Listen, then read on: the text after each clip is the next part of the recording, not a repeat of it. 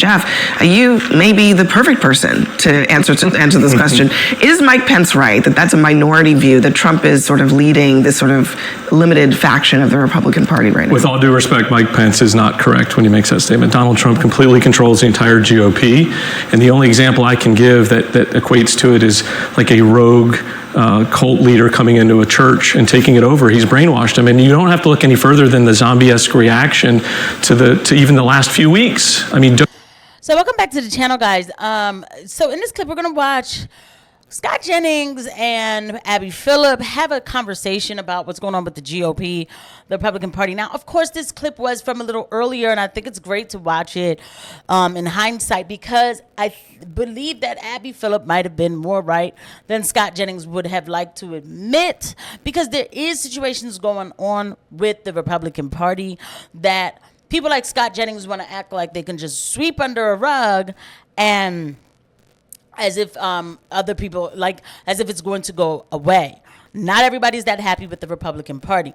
So in this clip, we're going to watch Abby Phillip, Newsnight with Abby Phillip, the panel, Scott Jennings, Abby Phillip, and whoever else is on there, discuss this, MAGA, GOP type of populist movement and what's going on with it. Doge has imploded. He's made promises, yet the base doesn't hold him accountable for it. We've spent trillions of dollars in debt that he promised that we wouldn't. We still have wars in Ukraine raging, and he's taken the sides of Vladimir Putin until the last few hours.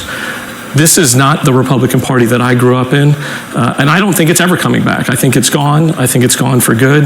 They're in the ditch, and they just don't know it yet. How are we in the ditch? We won the national popular vote last November. We won a crushing victory in the Electoral College.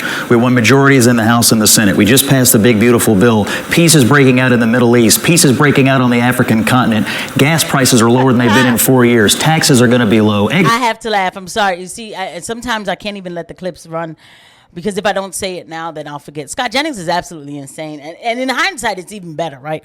Peace is breaking out in the Middle East. Well, when this was recorded, there was this Gaza ceasefire deal that absolutely was not, we ended up, this was actually, I'm going to keep it all the way real with you guys. And please don't forget that the like and subscribe button and the notification bell. Thank you to everybody who's watching.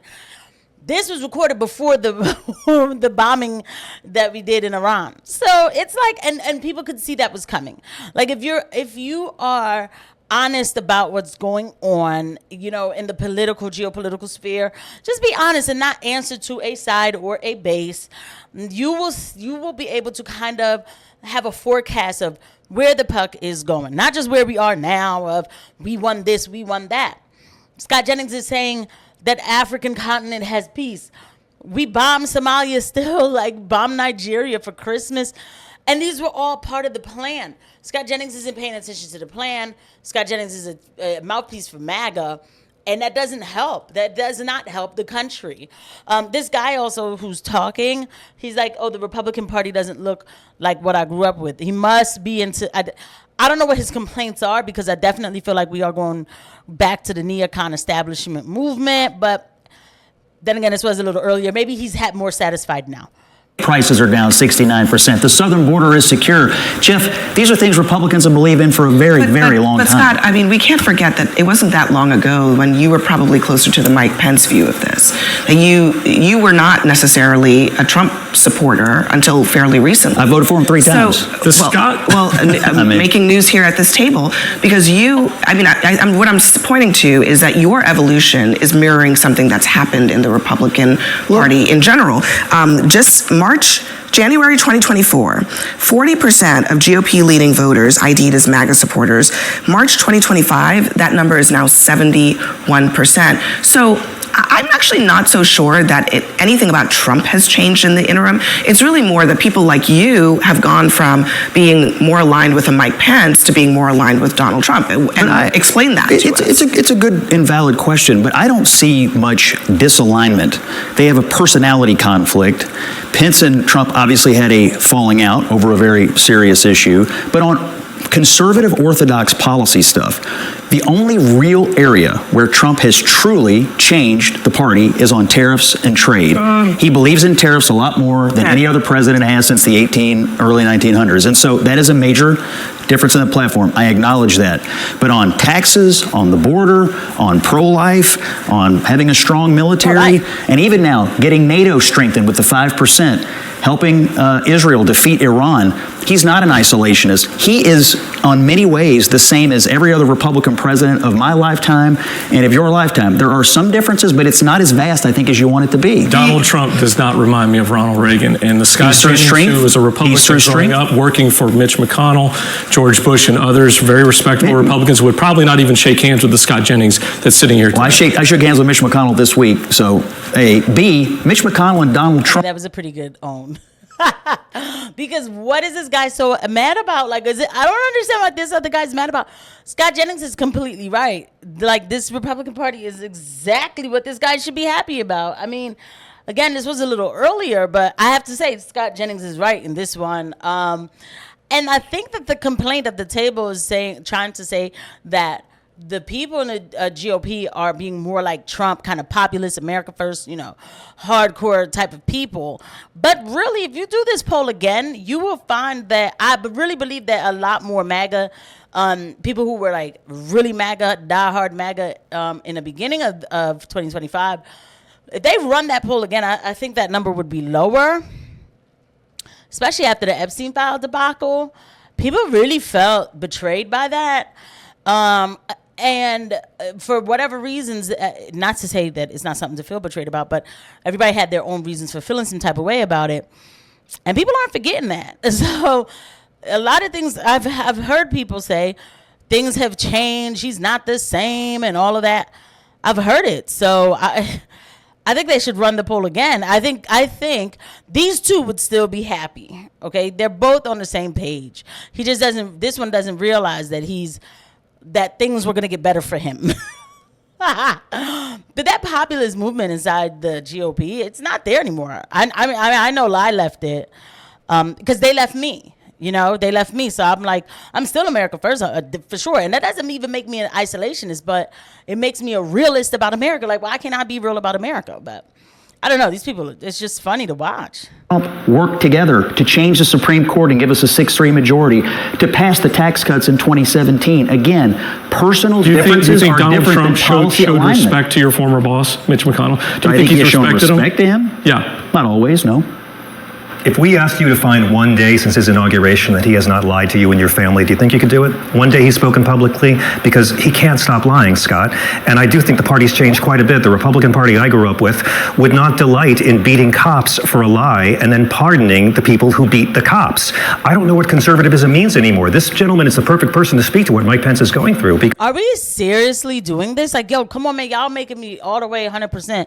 Scott Jennings, like, is this the complaints? Like, first of all, it's like, oh, well, Mitch McConnell was disrespected. I don't care. I don't care. Like, please don't remind me of the great things of Donald Trump. like, don't make me, be like, hey, maybe I was too harsh on you, right? Like, there's that. Number two, it's like, oh, the people who beat cops were pardoned. I'm so glad they were pardoned. This was a crime to humanity, what was done to those people who showed up for a protest. Things got a little hectic. Yes, they did. But some of these people, like, I remember they were put in jail without real due process. Like, F up out of here. I'm sorry. I have no other words. Let's see what Abby Phillip says. Actually, I don't know. I think that Scott Jennings is actually winning this one, but let's see. Which you're right. But it is also true, and I think this is John's point, that for many, many decades, the Republican Party, and even under Trump, says explicitly, we are a Judeo-Christian society. He claims to his supporters that his faith is important, that it's the most important thing in American society. He says that. Yeah. The Bible should be taught in schools, that he is selling a Bible with his name on it. So there's that. But then secondly, the party of George W. Bush, of compassionate conservatism, of immigration reform, that party is also gone too. Well, right? That's already understood soft power in USAID. USAID, PEPFAR, that party is also gone, is it not? I come at this from a completely different position. I actually see a more welcoming Republican Party as somebody who comes traditionally from the left. And I say this with regard to 4 things that I outlined personally. So I perceive the Republican Party as being interventionist with foreign policy and now being more America first, although I did support what we did in Iran, but we're not engaged in a forever war as far as I can tell. And we were with Cheney and Bush. We have been previously.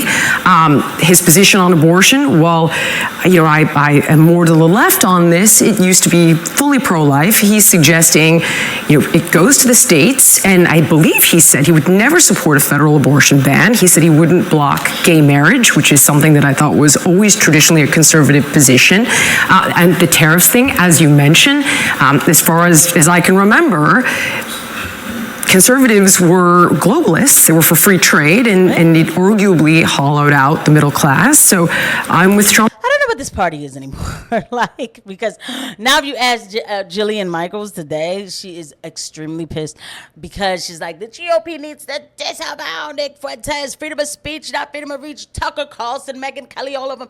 Disavow. I mean, it's just been ridiculous. I just been like, you know what, guys, I don't disavow anybody. I don't, because I just think it's pointless, and I don't have the power to disavow anything. That said, look, I don't know what this party is. I think it's a party that answers to the highest donor. And what it does for me is tell me that I need to get this money so I could buy politicians, because that seems to be the only thing that works around here. But it was a pretty interesting conversation on Newsnight with Abby Phillip. I'll see you guys at the next one. Bye.